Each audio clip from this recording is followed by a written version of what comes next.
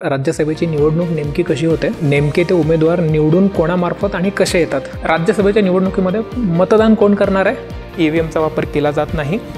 नोटाचा वापर राज्यसभेच्या निवडणुकीमध्ये होत नाही. राज्यसभेच्या व्हॅकन्सीपेक्षा जर नॉमिनेशन एक्सीड झाले तरच निवडणूक होणार आहे. ह्या चारातला राज्यसभेवर कोण निवडून जाणार आहे हे ठरणार आहे दुसऱ्या राऊंडला. आता मतांचं होणार आहे संक्रमण, system of proportional representation by the means of single transferable vote.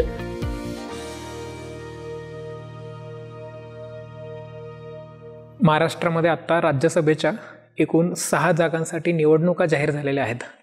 त्या पार्श्वभूमीवर राज्यसभेची निवडणूक नेमकी कशी होते आणि नेमके ते उमेदवार निवडून कोणामार्फत आणि कसे येतात ह्या संदर्भामध्ये काही मिनटं पुढची आपण चर्चा करूया.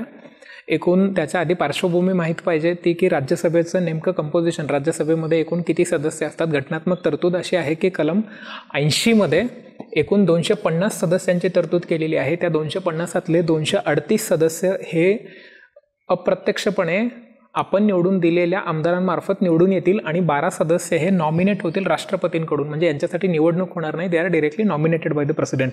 ही घटनात्मक तरतूद आहे. पण आता सँक्शन स्ट्रेंथ, आता निवडणूक किती लोकांची होते तर 245. त्यातले 233 लोक ही अप्रत्यक्षपणे निवडून येतील आणि 12 लोकांना राष्ट्रपती नॉमिनेट करणार आहेत. ती 12 लोक असणार आहेत आर्ट, सायन्स, सोशल सर्व्हिस आणि लिटरेचर या क्षेत्रामध्ये ज्यांनी उत्तुंग कामगिरी करून दाखवली अशी लोक. The point number second is the house. The Rajya Sabha is the permanent house, undissolving house. Rajya Sabha कधीही डिझॉल्व्ह होणार नाही. अनलाईक लोकसभा, लोकसभा दर 5 वर्षांनी किंवा मंत्रिमंडळाचं जोपर्यंत बहुमत आहे तोपर्यंत लोकसभा असणार आहे, परंतु राज्यसभा कधीच डिझॉल्व्ह होत नाही. राज्यसभेचे सदस्य, घटनात्मक तरतूद ही आहे की दर 2 वर्षांनी 1/3 मेंबर्स शॅल रिटायर. म्हणजे राज्यसभा हे अनएंडिंग चेंबर आहे, पण सदस्यांचा कालावधी मात्र 6 वर्ष आहे. तो सदस्यांचा कालावधी हा घटनेमध्ये नाही तर RPA 1951 representation of the people's act 51मध्ये सांगितलेला आहे. नेक्स्ट इज की जर राज्यसभेचे बायपोल्स म्हणजे पोटनिवडणुका, राज्यसभेची एखादी सीट, एक सदस्याचा कालावधी हा 6 वर्ष आहे, पण 6 वर्षाच्या कालावधीच्या आधीच म्हणजे समजा 4थ्या वर्षी एखादी राज्यसभेची सीट काय राजीनामा दिला, सदस्याचा दुर्दैवी मृत्यू झाला, अशा कुठल्याही कारणामुळे जर व्हॅकंट झाली तर त्या सीटवर निवडणूक होणार आहे आणि निवडून आलेला सदस्य हा उर्वरित काळासाठी पदावर राहणार आहे. Qualification, what is the qualification to be the member of the Rajya Sabha? First qualification is भारतीय नागरिक पाहिजे ऑफकोर्स. वयाची 30 वर्ष पूर्ण केली पाहिजेत, लोकसभेसाठी जी 25 वर्ष आहेत. आणि नो ऑफिस ऑफ प्रॉफिट, लाभाचं पद त्यानं धारण केलेलं नाही पाहिजे. लाभाचं पद म्हणजे असं पद जिथे सरकारी स्टेक्स, गव्हर्नमेंट स्टेक्स आहेत मोर दॅन 50% आणि त्या पदातून त्याला काहीतरी मानधन, रेम्युनरेशन मिळत असावं. That should be the office of the government आणि त्याच्यातून त्याला मानधन, रेम्युनरेशन मिळत असावं. What are the requirements? की एखाद्या व्यक्तीला जो भारताचा नागरिक आहे आणि वयाची 30 वर्ष म्हणजे क्वालिफिकेशन पूर्ण केले तर त्याच्या रिक्वायरमेंट्स काय काय, की कोण फाईल करू शकतो नॉमिनेशन. 2 मुख्य तरतुदी सांगितल्या की नॉमिनेशन फाईल करण्यासाठी हे पुन्हा जेन्युइन कॅन्डिडेट समोर यावे म्हणून सिन्सिरिटीसाठी आहे हे. 10 विधानसभेचे म्हणजे महाराष्ट्रातून तुम्हाला महाराष्ट्रातली सीट लढवायची आहे तर त्या महाराष्ट्रातल्या विधानसभेच्या किमान 10 किंवा 10% ऑफ द असेंब्ली म्हणजे महाराष्ट्राच्या 288चे 10%, विच एव्हर इज लेस. म्हणजे या केसमध्ये 10 सदस्य एवढ्या लोकांचा पाठिंबा हवा आहे. म्हणजे प्रपोजर्स आणि सेकंडर्स आपण राष्ट्रपतीच्या निवडणुकीमध्ये जसे बघतो तसे इथे प्रपोजर्स लागणार आहेत 10, 10 or 10%, विच एव्हर इज लेस. दुसरी गोष्ट आहे आणि 10,000 रुपये एवढं RBIकडे डिपॉझिट तुम्हाला ठेवावं लागणार आहे. जर तुम्हाला 1/6 व्हॅलिड वोट्सच्या 1/6 एवढी जर मतं नाही मिळाली तर तुमचं ते डिपॉझिट जप्त होणार आहे. 1/6 एवढीच मिळाली तरी जप्त होणार आहे. 1/6 पेक्षा जास्त मिळाली तरच तुम्हाला ते डिपॉझिट परत मिळू शकेल. Second is who can vote in the election. राज्यसभेच्या निवडणुकीमध्ये मतदान कोण करणार आहे तर त्या राज्यातल्या, आता महाराष्ट्राला राज्यसभेमध्ये अंडर शेड्यूल 4 एकूण 233 पैकी 19 जागा महाराष्ट्राला in proportion of the population, सगळ्यात जास्त उत्तर प्रदेशला मिळाल्या 31, तर त्या 19 जागा महाराष्ट्रामधून राज्यसभेमध्ये जाणार आहेत. तर त्या 19 जणांना निवडून कोण देणार आहे तर लोक महाराष्ट्रातली देणार नाही तर महाराष्ट्रातल्या लोकांनी त्यांना विधानसभेमध्ये पाठवलं आहे. विधानसभेमध्ये, only in the assembly, Vidhan Sabha, not in the Vidhan Parishad. विधान परिषदेचे सदस्य राज्यसभेच्या निवडणुकीमध्ये सहभागी होत नाहीत, होऊ शकत नाहीत. आता निवडणूक नेमकी कशी होते आपण बघूया. निवडणूक होणार आहे अप्रत्यक्षपणे, इनडायरेक्ट इलेक्शन्स.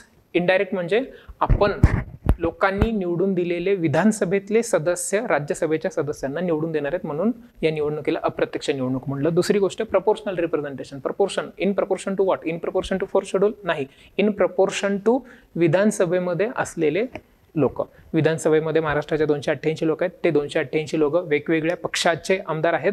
तर प्रत्येक पक्षाकडे किती आमदार आहेत यावरून ती लोक राज्यसभेमध्ये किती लोक पाठवू शकतात हे ठरणार आहे, म्हणून त्याला प्रपोर्शन. कसं ते आपण बघूया नेमकं. आणि तिसरा प्रकार असतो सिस्टीम नेमकी कोणती वापरली जाणार इलेक्शनची. ती सिस्टीम असणार आहे STV system. The proportional representation by the means of single transferable vote. काय असतं हे आपण लगेच बघूया की मतांचं संक्रमण होणार आहे. एकल संक्रमणीय प्रमाणशीर मताधिकाराच्या पद्धतीने राज्यसभेचे सदस्य निवडून दिले जाणार आहेत. ओपन बॅलेट असणार आहे. लोकसभेच्या निवडणुका ह्या सिक्रेट बॅलेट असणार आहेत, म्हणजे आपण व्यक्ती स्वतः सोडून दुसरं कोणाला माहीत नाही किंवा कळू शकत नाही की आपण कोणाला मतदान करतोय. पण राज्यसभेच्या निवडणुकीमध्ये ओपन बॅलेट सिस्टीम आहे. Open ballot, no EVM. EVMचा वापर केला जात नाही. बॅलेट बॉक्स वापरले जातात. बॅलेट पेपर, त्या बॉक्समध्ये पेपरवर खुणा करून आपल्याला तो पेपर बॅलेटमध्ये टाकायचा असतो. EVMचा वापर केला जात नाही. नोटाचा वापर राज्यसभेच्या निवडणुकीमध्ये होत नाही. NOTA, NOTA, none of the above असं. No secrecy.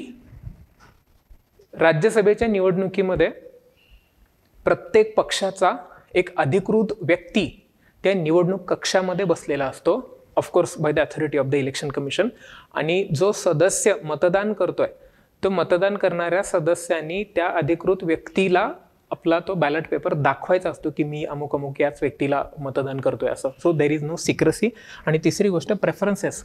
प्रत्येक सदस्याला, प्रत्येक 288 सदस्यांना महाराष्ट्राच्या निवडणुकी संदर्भामध्ये 288 सदस्यांना प्रत्येकी एक असे 288 बॅलेट पेपर दिले जाणार आहेत. आणि त्या बॅलेट पेपरवर फॉर एक्झाम्पल त्या बॅलेट पेपरवर नावं लिहिलेली असतात की महाराष्ट्रामध्ये सहा वॅकन्सीज आहेत आता आणि निवडणुकीला 10 जण उभारलेत, तर त्या 10 जणांची नावं लिहिलेली असतात आणि त्याच्या पुढे प्रेफरन्सेस द्यायचे असतात आणि त्या प्रेफरन्सेस मग तुम्हाला ते त्या बॅलेट पेपरमध्ये, बॅलेट बॉक्समध्ये टाकायचे असतात. सो निवड कशी होते? आपल्या सदाशिव पेठेतल्या चिन्मयने, विद्यार्थी, आपला चांगला विद्यार्थी आहे, त्याने एक प्रश्न विचारला होता की राष्ट्रपतीच्या निवडणुकीमध्ये साधारणपणे निम्म्यापेक्षा जास्त मतं मिळाली की उमेदवार निवडून येतो. तसं राज्यसभेच्या निवडणुकीमध्ये पण आता जर भारतीय जनता पक्ष आणि अलाइड पार्टी यांच्याकडे जर 145 पेक्षा जास्त जागा असतील तर राज्यसभेचे सगळे सदस्य त्यांचेच निवडून यायला पाहिजेत ना, 6ची 6 असं नाही. इकडे कोटा सिस्टीम वापरली जाते. कोटा काय असतो तर प्रत्येक राज्यसभेच्या कॅन्डिडेटला अमुक एवढी मतं मिळाली की तो निवडून जातो. तर तो कोटा कसा ठरवला जातो तर राज्यातल्या विधानसभेच्या सगळ्या सीट, राज्याच्या विधानसभेच्या, विधान परिषदेच्या नाही, राज्याच्या विधानसभेच्या किती सीट्स आहेत? 288. आता ते गुणिले 100 केलं कारण एक मत म्हणजे 100 पॉईंट्स असे कन्सिडर केले जातात. So 288 into 100 divided by vacancy किती? आता महाराष्ट्रामध्ये वॅकन्सी आहेत 6. 6+1 केलं जातं, 6+1 आणि याच्यामध्ये एक ॲड केला जातो. सो याचा जो काही कोटा येईल, सो 288 डिवायडेड बाय 6+1 7, 7+1 8 आणि 7 15, 295 डिवायडेड बाय 7 म्हणजे ते ॲव्हरेज अराउंड 42 येईल. ते म्हणजे महाराष्ट्रातून राज्यसभेवर जाण्यासाठी त्या कॅन्डिडेटला किमान 42 विधानसभेच्या आमदारांनी मत दिलं पाहिजे, पहिला प्रेफरन्स, असा अर्थ झाला. सो ही कोटा सिस्टीम वापरली जाते. आता नेमकं इलेक्शन कसं होतं हे आपण बघूया. आता उदाहरण जरा सोपं घेऊया, मुद्दा लक्षात असू देत. राज्यसभेच्या व्हॅकन्सीपेक्षा जर नॉमिनेशन एक्सीड झाले तरच निवडणूक होणार आहे. 6 वॅकन्सी, 6 कॅन्डिडेटनी नॉमिनेशन फाईल केले, निवडणूक बिनविरोध होणार आहे. महाराष्ट्राच्या बाबतीमध्ये आता तेच होतंय. भारतीय जनता पक्षाकडून 3 सदस्यांना उमेदवारी देण्यात आली, काँग्रेसकडून एकाला, शिवसेनेकडून एकाला आणि NCP कडून एकाला. त्याच्यामुळे महाराष्ट्रातली निवडणूक ही बिनविरोध होणार आहे. जर कॅन्डिडेट जर एक्सीड झाले तरच निवडणूक होत असते. कसं ते आपण बघूया. आपण सोपं जरा उदाहरण घेऊ की फॉर एक्झाम्पल हरियाणामध्ये 90 विधानसभेच्या सीट आहेत. तिथे काही विधान परिषद नाहीच आहे. विधान परिषद असली असती तरी इथे निवडणुकीत सहभागी होणारच नाही आहेत. आणि आपण म्हणूया की वॅकन्सी ह्या 2 आहेत. तर कोट्यानुसार 90 डिवायडेड बाय 2+1 3+1 म्हणजे साधारण एका व्यक्तीला निवडून यायला आपण म्हणूया की निवडणुकीला 5 लोक उभारत आहेत, A, B, C, D आणि E. वॅकन्सीपेक्षा कॅन्डिडेट्स एक्सीड झाले, निवडणूक होणार आहे. आता निवडून यायला साधारणपणे 30 मतं लागणार आहेत.